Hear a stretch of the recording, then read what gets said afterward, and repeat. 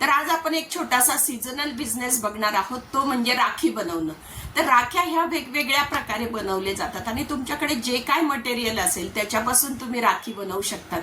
तर हा seasonal business नक्की तुम्हाला प्रॉफिटेबल होऊ शकतो का आणि किती प्रॉफिट त्याच्यामध्ये होऊ शकतो आणि कशा कशा प्रकारच्या राख्या तुम्ही बनवू शकतात आणि घरी बसून हा उद्योग कसा करता येईल त्याबद्दल आपण आज बोलणार आहोत।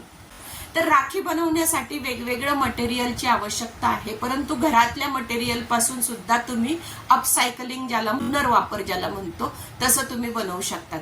राखी तुम्ही वेगवेगळ्या मटेरियल पासून बनवू शकतात। सिल्कच्या थ्रेड पासून बनवू शकतात, लोकरीचे तुकडे उरलेले असतील त्याच्यापासून बनवू, किंवा टेलरकडे उरलेले कपडे जे असतात ते सुद्धा तुम्ही आणू शकतात आणि छोट्या छोट्या कपड्यांपासून तुम्ही राखी बनवू शकतात। किंवा मणी, मोती, टिकल्या, मिरर्स किंवा जे काय तुमच्याकडे डेकोरेशनचं मटेरियल उरलेलं असेल बाकीच्या कलाकृतींमधून, तर त्याच्यामध्ये तुम्ही राखी बनवू शकतात। या राख्या तुम्ही घरी बसून सुद्धा करू शकतात। थोडीशी क्रिएटिव्हिटी वापरली आणि तुम्हाला बाकीच्या कलाकृती, हस्तकलेच्या वस्तू बनवण्याची सवय असेल तर ह्या गोष्टी पटकन येतात। त्याच्यामध्ये खूप जास्त कलाकुसरीची आवश्यकता नाही, अशा नुसत्याच ओवण्याच्या राख्या सुद्धा तुम्हाला बनवता येतात।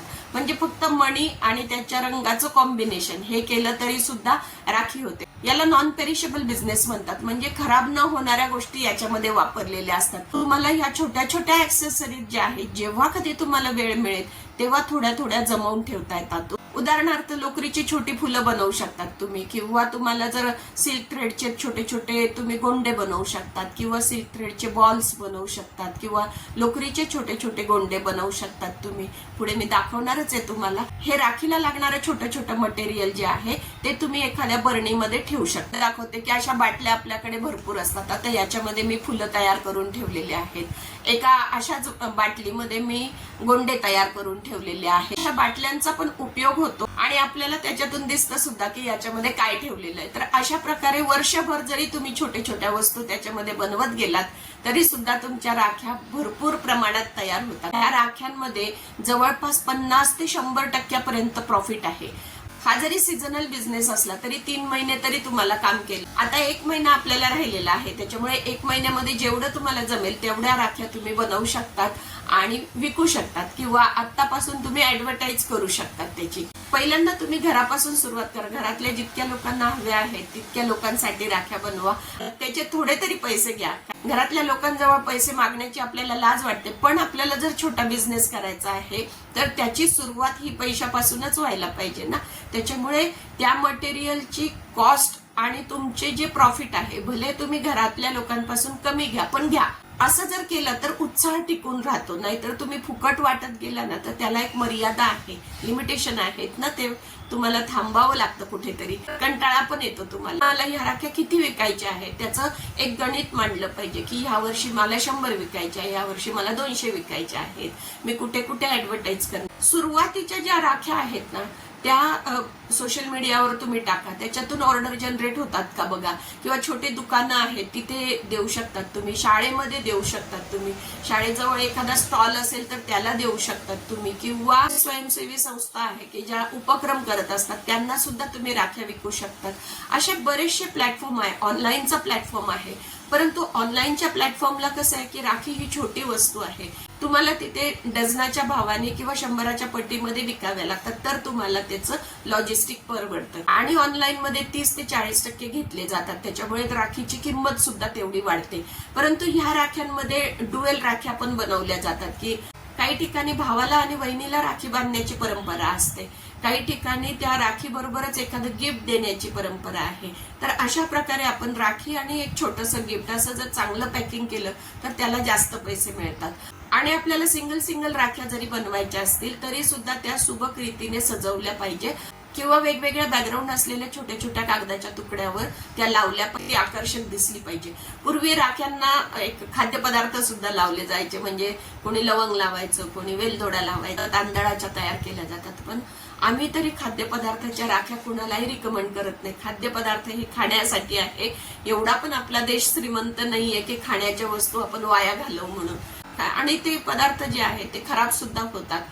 त्यामुळे ते न वापरता आपण ज्या वस्तू सजावटीच्या आहेत त्या वापरल्या पाहिजे। आता मी तुम्हाला काही राख्या दाखवते बघा। याच्यामध्ये लहान मुलांसाठी अशा राख्या तुम्ही बनवू शकतात बघा। तर ही खूप सोपी राखी आहे की जी कोणीही बनवू शकतात आणि हे मधले जे आहे हे मधले विकत मिळतात. असे लहान मुलांच्यासाठी तुम्ही स्पेशल राखी म्हणून ते बेबी राखी म्हणून विकू शकतात. मागच्या वर्षी मी बऱ्याचशा या बेबी राखी तयार केल्या होत्या, अशा नव्हत्या, वेगळ्या होत्या, ते तुम्हाला दाखवते. या बघा, ह्या बेबी राखी आहेत, हे बघा, हे बघा. आता ह्या ज्या आहेत ह्या लोकरीपासून बनवलेल्या राख्या आहेत. हे जे आहे हे क्रोशा वर्क केलेलं आहे किंवा तुम्हाला सिल्क थ्रेडच्या सुद्धा अशा बनवता येतील. बघा, याच्यावर तुम्ही पर्सनलाइज मेसेजेस देऊ शकतात की हँडमेड आहे ह्या, किंवा महिलांनी बनवलेल्या आहेत किंवा मुलांनी बनवलेल्या. क्रोशापासून तुम्ही अशा राख्या बनवू शकतात. बघा, या क्रोशापासून आता अशा ज्या आहेत त्या बेबी राखी म्हणून तुम्हाला क्रोशाच्या बनवता येतील. यावर्षी अजून एक राखी फेमस होणार आहे, ते म्हणजे नजरबट्टू. हे बघा, किंवा उरलेले जे छोटे छोटे तुमचे लोकरीचे तुकडे असतील तर त्याच्यापासून तुम्ही असे वेगवेगळ्या रंगाचं फुल तयार केलं आणि वरून काहीतरी थोडीशीच कलाकुसर किंवा मोती लावले तरी सुद्धा ह्या राख्या खूप चांगल्या प्रकारे विकल्या जाऊ शकतात. हे बघा, आता घरामध्ये जर तुमच्याकडे अशा प्रकारचे फेटे असतील किंवा अशा प्रकारचं कापड असेल की जे फारसं यूज होत नाहीये परंतु त्याचा रंग छान आहे, तर त्याच्यापासून सुद्धा तुम्ही या राखीच्या मध्ये जे करायचं आहे आपल्याला तशा प्रकारचे हे गोल गोल तयार करू शकतात. फक्त पुठ्ठ्यावर तो कपडा बांधून तुम्हाला थोडासा कापूस लावायचा तर लावू शकतात किंवा स्पंजचे तुकडे असतील तर ते सुद्धा तुम्ही त्याच्यामध्ये लावू शकतात. नंतर तुम्हाला काही इनोव्हेटिव्ह पण गोष्टी करता येतील. आता हे बघा, मी ही राखी तयार केलेली आहे आणि हिला खूप चांगली मागणी आलेली आहे. मी सहज असं फुल तयार केलं होतं आणि नंतर हे असं वाटीसारखं छोटंसं तयार केलं, ते खूप छान दिसायला लागलं आणि मध्ये मग फक्त थोडंसं लोकरीचं असं केलं. ह्या गोष्टी ज्या आहेत ना या एस्थेटिक मध्ये येतात, म्हणजे याच्यामध्ये कुठेही तुम्हाला टिकल्या वगैरे लावण्याची गरज वाटत नाही. मागच्या वर्षी मी ज्या ह्या राख्या दिल्या होत्या ना त्या खूप जास्त फेमस झाल्या, म्हणजे इतकी जास्त त्याची मागणी वाढली आणि त्याला मी एक प्रयोग म्हणूनच केल्या होत्या की याला कुठल्याही प्रकारची टिकली किंवा मिरर लावायचा नाहीये, तरी सुद्धा मुलांना ह्या खूप आवडल्या आणि खूप जास्त त्याची मागणी शेवटच्या दिवसापर्यंत येत होती. आणि म्हणून आपण वेगवेगळे असे प्रयोग केले पाहिजे की ज्याच्यामध्ये ह्या राख्या आपल्या चांगल्या प्रकारे विकल्या जाऊ शकतात. वेगवेगळ्या मटेरियल पासून जेव्हा राख्या बनवतात तेव्हा कस्टमरला त्या घ्याव्याशा वाटतात, त्यांना सुद्धा व्हरायटी पाहिजे असते आणि कुणाला काय आवडेल सांगता येत नाही. त्याच्यामुळे तुमच्याकडे भरपूर प्रकार जर उपलब्ध असतील आणि वेगवेगळ्या प्रकारच्या राख्यांची ऍडव्हर्टाईज जर सोशल मीडियावर केली तर तुमच्या ह्या राख्या खूप चांगल्या प्रकारे विकल्या जाऊ शकतात. होलसेल बिझनेस सुद्धा करू शकतात, होलसेलने दुकानदाराला देणं किंवा छोटे छोटे पॅकेट तयार करणं राखीच्या मटेरियलचं आणि ते शाळेमध्ये विकणं. शाळेमध्ये ऍक्टिव्हिटी असतात ना तर त्याच्यात सुद्धा तुम्हाला 50% मार्जिन मिळू शकतो. थोडंसं कष्टाचं काम आहे परंतु आवड असेल तर तुम्ही नक्की करू शकतात. एक राखी ही 20 रुपयापासून 100 रुपयापर्यंत विकली जाऊ शकते. त्याची मटेरियल कॉस्ट खूप कमी असते. 500 राख्या जर तुम्ही बनवल्या आणि अगदी 10 रुपये जरी म्हटलं, तुम्ही कमीत कमी म्हणते मी 10 रुपये मार्जिन जरी तुम्ही पकडलं तरी सुद्धा तुमचे 5000 रुपये होतात. छोटं मटेरियल वापरून कॉस्टिंग त्याचं काढून आणि त्याचा पुनर्वापर करून आपलं कौशल्य वापरून तुम्हाला याचा बिझनेस करता येऊ शकतो आणि 50 ते 100% प्रॉफिट याच्यामध्ये आहे. छोटासा सुरुवात तुम्ही केली पाहिजे, फक्त बोलून उपयोग नाहीये. आणि म्हणून मी हे प्रयोग करत असते की काय कस्टमरला दरवर्षी काय काय आवडत आहे ते मला बघायचं असतं. माझा बिझनेस नाहीये परंतु पैसे कुणाला नको आहेत, पैसे जर त्याच्यातून आले तर आपण ते कशासाठीही वापरू शकतो. माझा तर सामाजिक उपक्रम आहे, त्याच्यासाठी मी हे पैसे सगळे वापरत असते. एकदा आम्ही सैनिकांना राख्या पाठवल्या होत्या, 3-4 हजार राख्या बनवून घेतल्या होत्या आणि सैनिकांना पाठवल्या होत्या. जेलमधले लोक आहेत किंवा हॉस्पिटलमध्ये लोक आहेत त्यांना सुद्धा आपण अशा हँडमेड राख्या बनवू शकतो. कोविडमध्ये आम्ही अशा छोट्या छोट्या राख्या हँडमेड बनवून दिल्या होत्या की जेव्हा हॉस्पिटलमध्ये खूप लोक ऍडमिट होते आणि त्यांना हा इमोशनल क्षण आपण देऊ शकलो.